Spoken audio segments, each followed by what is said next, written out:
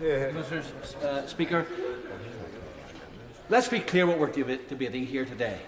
We're debating a lock or a break which is necessary because the government has allowed the EU to impose its law on part of the United Kingdom.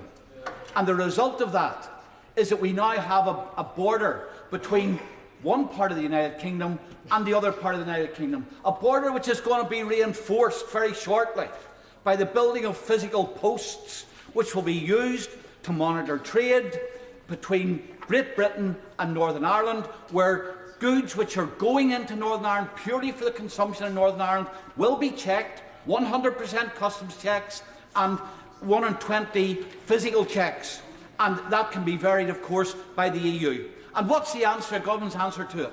Well, Unionists can make a protest about it, they can sign a petition of concern. By the way, a petition of concern, which if there's anything will destabilise the Northern Ireland Assembly, it's the constant use of the petition of concern, and the members behind me will confirm that. So, first of all, there's a limit on what can be done. And secondly, despite what the Secretary of State has said, that he would be bound to, in fact, he would have no option to, other than listen to the petition of concern from Unionists. There's a whole section in this bill which tells us grounds on which he can refuse to do it.